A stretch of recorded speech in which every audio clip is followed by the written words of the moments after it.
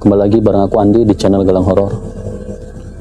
Kali ini aku bakal ngebahas khusus tentang yang lagi viral di sosial media tentang jalur angker yang ada di daerah Pacet Mojokerto.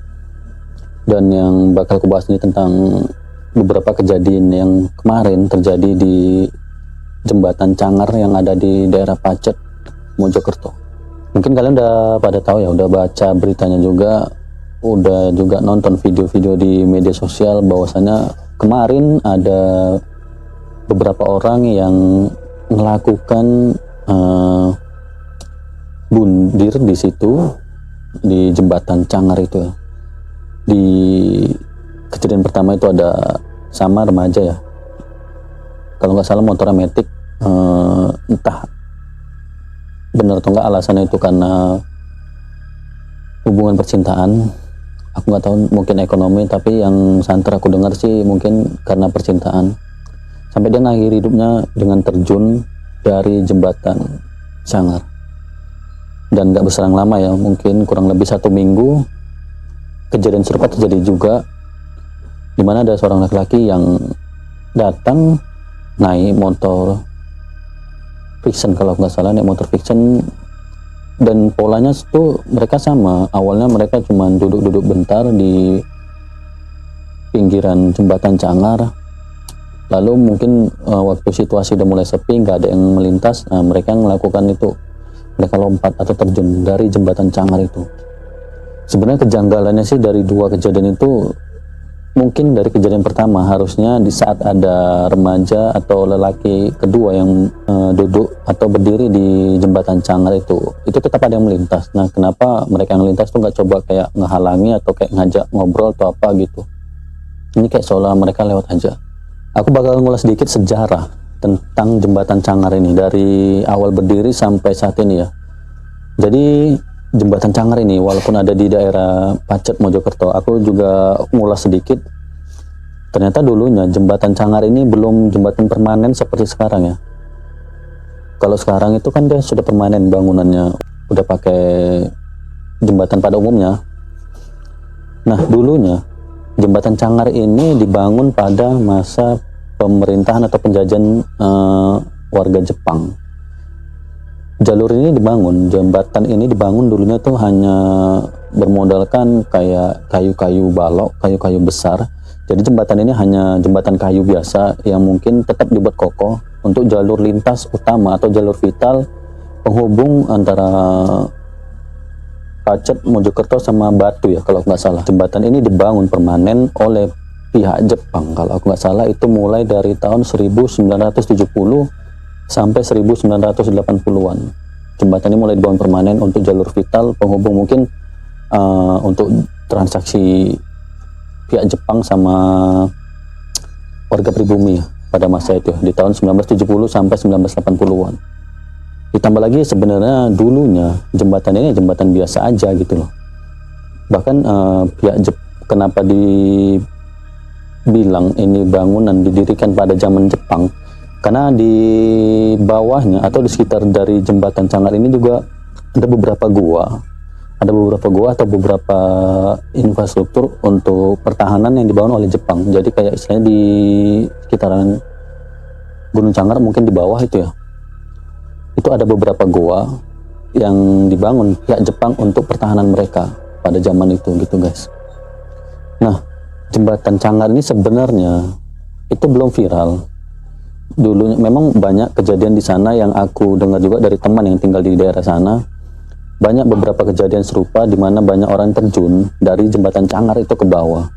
Tapi baru viralnya tuh di beberapa bulan ini karena mungkin udah ada media sosial yang gampang diakses sama banyak orang. Jadi gitu ada kejadian itu beritanya langsung cepat nyebar. Jadi aku coba tanya juga ke teman yang tinggal di sana, memang kejadian itu sering terjadi. Ada yang bilang dari beberapa spiritualis juga, ada beberapa tokoh spiritualis terkenal yang udah datang ke sana yang udah mengilustrasikan bahwasannya ilustrasi dari beliau itu di sekitar jembatan Cangar itu ada sosok naga besar yang mengelilingi jembatan Cangar. Dan ada juga yang berasumsi bahwasannya jembatan Cangar itu adalah penghubung antara dimensi gaib dengan dimensi kita manusia. ada juga yang menggambarkan atau ada juga yang beranggapan bahwasanya dulu di Jembatan Cangar ini mungkin itu dijadikan tempat untuk pembuangan mayat-mayat pada zaman Jepang dulu. Ya itu mungkin aja terjadi karena di masa itu kita nggak ada juga. Misteri tambahan yang ada di Jembatan Cangar ini juga, warga sekitar itu meyakini mitos yang ada di sana itu kita nggak boleh ngelintas di Jembatan Cangar ini dari maghrib atau menjelang malam, apalagi di tengah malam. Jadi kayak pantangan yang harus dipatuhi dari mitos yang ada di Jembatan Cangar itu nggak boleh melintas mulai maghrib menjelang maghrib sampai malam hari, karena ditakutkan banyak hal-hal yang nggak diinginkan terjadi di sana. Dan kedua, mitos yang juga santer terdengar di sekitaran Jembatan Cangar itu ada beberapa orang yang mengaku melihat sosok seperti penunjuk jalan. Jadi kayak mungkin nih tiba-tiba di jembatan itu, di ujung jembatan mungkin ada sosok orang atau sosok manusia yang kayak mungkin pengen numpang atau pengen ikut sama kendaraan yang melintas itu pada malam hari. Itu mitos pertama. Jadi kalau kalian melintas nih mulai maghrib sampai malam, itu diyakini ada sosok yang bakal nongol, yang bakal ikut numpang kalian, yang tujuan tuh kita nggak tahu kemana. Itu pertama. Kedua juga, mitos yang diyakini di Jembatan Cangar itu dulunya mungkin di Jembatan Cangar atau di bawahnya itu sering dijadikan tempat bertapa orang-orang spiritualis di masa itu. Mungkin mereka kayak nuntut sebuah ilmu atau mempelajari sesuatu dan harus melakukan tapa di sekitaran Jembatan Cangar. Jadi mungkin hal itu juga yang menyebabkan banyak interaksi gaib atau interaksi negatif di sekitaran Jembatan Cangar. Mitos itu udah berlalu lama dan aku bilang baru trending lagi di bulan ini akibat ada 2 orang yang terjun dari Jembatan Cangar, dan keduanya itu selalu laki-laki. Opsinya itu selalu sama, kejadian itu selalu sama. Mereka datang ngelamun, mungkin lihat sekitar, merokok, toto terjun, dan tempatnya jatuhnya itu juga sama di lokasi itu juga. Kalau dipikir-pikir kenapa gitu, apakah memang ya mungkin sebagian ada yang beranggapan itu dijadikan FOMO, ada juga yang beranggapan mungkin depresi yang luar biasa yang dialami sama korban sampai mereka milih mengakhiri hidupnya di Jembatan Cangar. Atau ketiga, memang ada bisikan gaib yang kayak nuntun mereka ke situ gitu loh. Tapi kalau dari aku pribadi sih, aku ada bahas juga sama teman-teman, biar gimana pun tujuan utama mereka tuh dari awal itu memang udah ada kayak pengen terjun dari jembatan itu, pengen ngakhiri semua itu di situ gitu. Memang tujuan mereka utama itu dari rumah atau dari tempat awal mereka itu memang ada, datang ke situ memang untuk hal itu gitu. Tapi mungkin namanya manusia pasti ada sedikit keraguan, makanya kemarin ada momen dimana mereka kayak masih melamun sebentar atau nyebat bentar, duduk di samping motor. Aku yakin mereka masih ada keraguan untuk bener nggak, mereka yakin nggak mau ngelakuin itu. Tapi sayangnya karena udah banyak kejadian dan banyak aura negatif di Jembatan Cangar, ada bisikan gaib yang mungkin menuntun mereka, kayak bisikan mereka untuk ya udah lanjutnya aja, karena mungkin apa yang mereka alami, apa yang mereka beban pikiran mereka itu dijadikan alibi bagi jin yang ada di sekitar untuk mempengaruhi mereka. Karena kayak seolah-olah kalau mereka terjun ya udah masalah kalian selesai, kurang lebih kayak gitu sih simpelnya. Kayak mereka tuh memanipulasi pikiran korban untuk melakukan hal itu supaya masalah hidup mereka tuh selesai, kelar. Dan mereka dikasih gambaran mungkin di sana tuh mereka tuh bisa tenang, bisa diakui atau bisa dihargai sama orang yang buat mereka depresi. Jadi dengan kata lain, pikiran mereka dicuci sama makhluk yang ada di situ. Itu dalam asumsiku dari pandangan gaib. Tapi dari pandangan logikanya memang aku yakin mereka tetap punya tujuan utama untuk datang ke situ. Nggak mungkin mereka benar-benar dibimbing dari tujuan dari tempat mereka awal sampai ke situ tuh nggak mungkin sih. Tetap ada kepikiran mereka untuk datang ke situ lebih dulu. Nah, setelah sampai di situ, pikiran mereka dicuci untuk terjun dari jembatan Cangar. Kembali lagi, setelah mereka terjun dari jembatan Cangar, apa sih yang terjadi sama ruhnya atau sukmanya mereka? Dari apa yang aku yakini, mereka tetap masuk ke alam barza, mereka tertahan di sana. Mungkin yang korin yang ada di tubuh mereka atau jin yang ada di sekitar itu saat kejadian itu langsung memanipulasi atau langsung berwujud seperti mereka, mungkin untuk mengelabui warga atau orang yang melintas di sekitar itu. Bahwasanya memang mereka itu gentayangan di tempat itu atau di jembatan itu untuk menambah asumsi-asumsi negatif yang ada di jembatan Cangar itu. Tapi yang aku tahu ya, mereka siapapun kita yang udah berpulang, ya udah meninggal, itu mereka kekal di alam barza sampai hari kiamat nanti. Nggak ada sama sekali jin bisa bisa nahan sukma atau ruh mereka. Urusan mungkin mereka di akhirat dengan Tuhan itu mungkin mereka lah ya. Karena kan kita tahu di saat kita mengakhiri hidup, sebelum takdir kita selesai, Tuhan itu bakal bahasa Tuhan nggak suka sama hal itu, karena kita milih menyudahi takdir kita lebih dulu sebelum takdir kita itu benar-benar selesai. Tapi kita nggak tahu ya beban mental seseorang memang. Tapi dari aku pribadi, aku bakal ngebahas dari apa yang kulihat sosok yang ada di jembatan Cangar. Dan sosok utama yang aku lihat, aku nggak mau FOMO, aku nggak mau ikut-ikutan. Ya mungkin pandangan kita semua berbeda. Kalau ada beberapa spiritualis yang bilang dan bahkan mengilustrasikan, dan itu semua hampir sama. Mereka bilang di jembatan Cangar itu ada sosok naga besar, naga emas atau naga hijau, pokoknya ada sosok naga besar di sekitaran jembatan Cangar. Tapi entah kenapa ini menurut asumsiku pribadi, sosok utama yang ada di sekitar itu adalah ya sosok perempuan. Sosok perempuan ini aku lihat memang bukan dari pribumi, sosok dari luar yang pernah mendiami Indonesia juga dan pernah mendiami lokasi itu sebelumnya, sebelum warga pribumi bisa bebas beraktivitas seperti sekarang. Maksud aku, sosok ini dulunya ngalami hal serupa yang terjadi sama banyaknya orang yang melakukan terjun dari jembatan Cangar. Ini juga terjadi sama dia. Kalau aku ilustrasikan, aku visualkan dari pandangan sendiri, sosok ini cantik. Mungkin kalau untuk tinggi sekitar normalnya perempuan pada masa itu mungkin sampai 165-170 cm. Rambut panjang dan agak pirang tapi nggak keseluruhan pirang. Gaunnya gaun putih seperti gaun ya anak-anak kalau anak-anak orang kaya lah pada masa itu, anak-anak juragan pada masa itu. Dan dia menggunakan topi khas zaman dulu juga yang bulat ya, mungkin kalian bisa tahu ya gambaran topi bulat. Jadi emang anak bangsawan sih.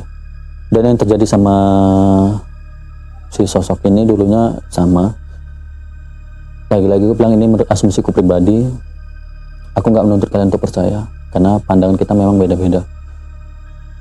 Dan aku minta izin buat semua yang nonton kalau mungkin pandanganku itu beda sendiri. Sosok ini sosok perempuan cantik pada masa itu dengan gaun ya seperti anak bangsawan, dan dia ngalami satu aku bilang insiden juga di mana hubungan dia nggak direstui sama laki-laki. Sosok ini jatuh cinta, ngalami hubungan sama pribumi yang ternyata nggak direstui sama pihak dari keluarga si perempuan. Karena dia keturunan bangsawan, nggak mungkin sama pribumi yang pada notabene pada saat itu warga biasa yang cakap, mungkin nggak punya apa-apa, sederhana. Gitu juga dari keluarga dari si pria ini juga nentang kalau sempat si laki-laki ini atau anaknya ini berhubungan sama anak bangsawan ini, karena dia nggak mau atau keluarganya nggak mau dianggap sebagai sebagai pengkhianat dalam arti tanda kutip pada masa itu. Jadi kedua pihak ini saling menentang ya, sampai akhirnya yang nekat untuk terjun lebih duluan di situ tuh ya si perempuan ini gitu, dan disusul sama sosok laki-laki ini karena tahu perempuan yang dia sayangi, yang dia cintai itu terjun di jembatan itu. Pada masa itu mungkin masih jembatan kayu ya, belum permanen yang kulihat. Iya udah permanen sih, udah permanen. Jadi dua-dua sepasang kekasih ini terjun di situ. Seperti ada janji di antara mereka, ya siapapun ke depannya nanti mereka yang ngalami hal serupa itu bakal juga ngakhiri hidupnya di tempat ini gitu, bakal jadi temannya mereka gitu loh. Tapi kembali lagi ya, jadi teman mereka dalam artian ruh asli dari si korban tetap Kalambarja, tapi ada jin yang menyerupai si mereka ini untuk tetap tinggal di situ. Dan untuk sosok naga mungkin aku nggak lihat, mungkin aku nggak lihat. Tapi kalau memang dibilang itu dimensi, itu merupakan pintu gerbang atau gerbang gaib antara dimensi mereka dengan dimensi kita, itu benar. Aku lihat, mungkin aku posisikan di depan aku ini jembatan Cangar nih. Di depanku ini itu lokasi kedua korban ini terjun. Nah berarti yang sebelah sini di belakangku yang bagian belakang mereka. Dari apa yang kulihat, gerbang gaib atau kerajaan gaib yang ada di daerah situ itu memang ngadep ke sana, ngadep ke depan, ngadep ke arah mereka berdiri. Itu memang kayak ada sebuah bangunan gaib yang megah, kastil ya, aku bilang berupa kastil yang cukup luas juga. Itu di hadapan depan tempat mereka berdiri. Tapi dari yang aku lihat sih, ya memang mereka mendominasi dari awal jembatan itu dibangun tuh, mereka sudah ada di situ. Jadi tetap ada bisikan gaib yang menyuruh mereka siapapun untuk terjun di jembatan Cangar gitu. Dan juga di sana memang banyak mitos-mitos. Ditambah jembatan Cangar nih ya, itu memang dikelilingi sama hutan ya, hutan lebat, minim penerangan juga. Dan kalau malam itu di sana kayak katanya banyak kabut malam, kabut tipis yang kadang bisa ngebuat pengendara itu jadi langsung hanyut, langsung hilang kesadaran atau bisa hilang fokus saat melintas di jembatan Cangar ini. Ditambah jalurnya yang ekstrim, mungkin yang terlalu berkelok atau nanjak. Jadi udah ekstrim, berkelok, nanjak, minim penerangan, ditambah banyak energi-energi negatif yang ada di situ. Dan satu lagi aku lupa ya, di sekitar jembatan Cangar itu juga aku lihat ada beberapa makam yang entah sekarang masih kelihatan atau enggak, tapi aku ngeliat ada beberapa makam, dan ada satu makam kayak makamnya agak lebar, agak besar, mungkin bisa dibilang kayak dia sesepuh atau orang yang dituakan yang mungkin jadi korban juga di daerah situ. Entah itu visual dari rumahnya si sosok ini yang udah berpulang juga, atau memang makam secara nyata atau secara harfiah. Intinya aku lihat di situ ada beberapa makam, tapi ada satu makam utama yang bisa dibilang dia juga berpengaruh penting. Sosok itu berpengaruh penting di jalur jembatan Cangar ini. Dan aku ngeliat juga ada banyak sosok-sosok kayak tentara Jepang zaman dulu, kayak prajurit Jepang zaman dulu di sekitaran jembatan Cangar. Selain sosok-sosok gaib yang lokal ya, aku juga ngelihat sosok-sosok tentara Jepang yang mukanya itu hancur, masih megang senjata, pakainya lusuh, tapi udah tinggal tengkorak sebagian. Pokoknya mukanya tuh setam semua. Dan itu mereka seperti lalu lalang, kayak ngelintas, kayak lagi penjaga atau patroli dari ujung jembatan sana ke ujung sebelah sana, bagian sana. Mereka tuh seperti patroli, mondar mandir. Kalau dari yang aku lihat tuh seperti itu.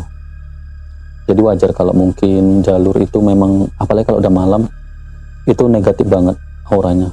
Siang aja mungkin auranya juga negatif karena udah terlalu banyak sosok yang ada di sekitar jembatan Cangar itu, guys. Jadi itu beberapa mitos dari kejadian yang terjadi di jembatan Cangar. dari apa yang kulihat. Mungkin bisa jadi perbandingan buat kalian, bisa jadi pegangan juga buat kalian. Insya Allah next aku bakal ngebahas konten-konten lain yang trending juga di media sosial, atau kalian boleh komen, boleh share apa yang harus aku bahas lagi ke depannya. Bantu komen, bantu share juga agar kami lebih rutin lagi untuk konten, lebih semangat lagi. Dan untuk konten kali ini mungkin itu aja bisa aku sampaikan. Aku ucapin terima kasih buat kalian, terus bantu support channel Galang Horor supaya makin besar. Aku Andi, Assalamualaikum warahmatullahi wabarakatuh.